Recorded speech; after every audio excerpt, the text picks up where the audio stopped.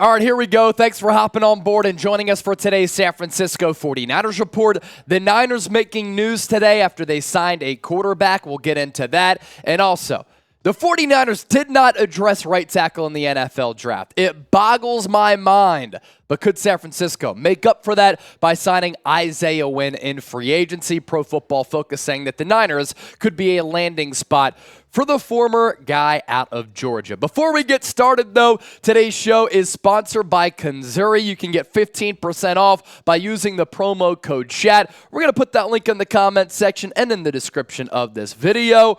Fellas, are you tired of feeling insecure about your height? Kanzuri makes shoes that can add up to 2.8 inches to your height discreetly.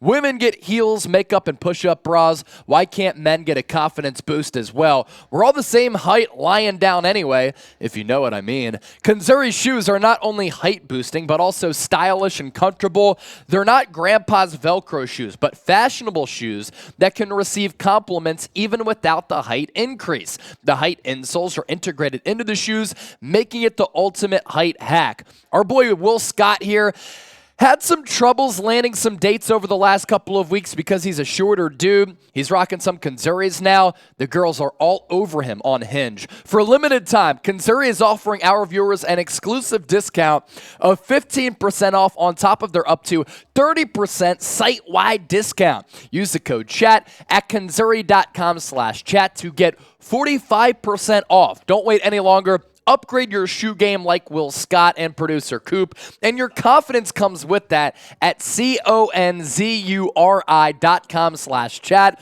When I want to get high, I put on a pair of Kanzuris. The link is available in the comment section and in the description of this video. Promo code CHAT at kanzuri.com/chat. Making short kings taller. That's what Kanzuri does. All right, Tom Pelissero here with this news very early here on Wednesday morning that veteran quarterback Brandon Allen is signing with the Niners. Sources tell him and Mike Garafolo. Allen helped mentor Joe Burrow in Cincinnati the past 3 years. Now he joins a young quarterback room in San Francisco. This is very interesting here. And a lot of people hit me up and they asked me, Chase, does this mean that the 49ers are going to trade Trey Lance now? I'll unpack that here just around the corner. But Allen's path, he played his college football at Arkansas. He was a 6th-round pick in 2016, currently 30 years old, been in the league for a minute. He was with the Jacksonville Jaguars in 2016, with the Los Angeles Rams in 2017 and 2018, Denver Broncos in 2019, and then with the Cincinnati Bengals from 2020 to 2022 as a longtime backup behind Joe Burrow. And he has had the opportunity to play with a few coaches who are very respected offensive minds across the NFL. And I think Kyle Shanahan saw that. He saw that he has experience working with young quarterbacks, and he's played a little bit in the NFL where he can be a training camp body. He's played a little bit so far in the league. He's completed 56% of his passes, more than 1,600 yards, 10 touchdowns, 6 picks. He's been sacked 21 times with Cincinnati. They've long had a bad and porous offensive line. He suffered 10 drops from his weapons, 4 batted passes, 15 throwaways, 2.53 average time to throw, and 8 big-time throws with 11 runs. All of those figures according to Pro Football Focus. I saw the homie Wayne Breezy tweet that out as well. Good stuff right there. And the 49ers quarterback depth chart here.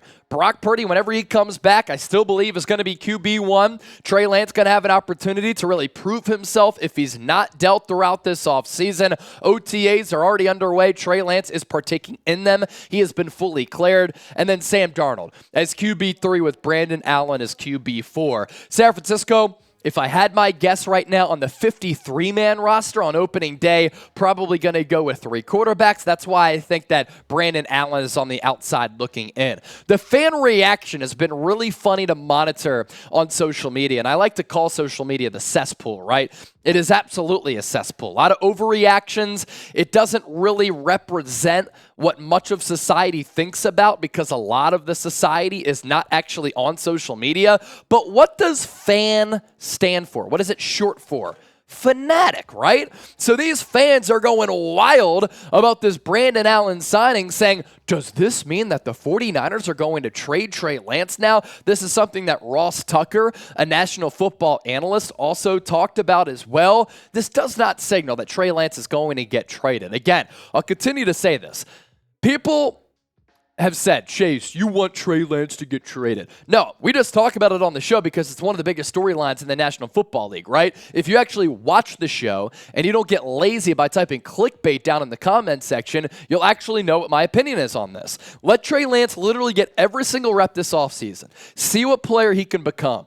If he ends up being really good because of all these reps, because he needs the experience, that's a great problem for you, right? Because then your trade up and your drafting of him in 2021 is worth it. If he falls flat on his face, that's on him. And that's a bad evaluation by the San Francisco 49ers. Just because you're bringing in Brandon Allen does not mean that Trey Lance is going to get dealt. Make sure you subscribe to the show because when the Niners make a move, we're going to talk about it. I've been doing a lot of NBA watch parties here, so that has not stopped our content. We're going to continue to crush it here. That's why we're getting to Brandon Allen a little bit later today, though. It's youtube.com/49ers TV. Videos on the daily on all things San Francisco. And if you're subscribed to the show, you're a real one, right? So type real one down in the comment section. What are you? You want to be a real one in this life. Subscribe, especially if you love the faithful, because we keep you in the know with all things going down with this football team. Let's round out today's show with this.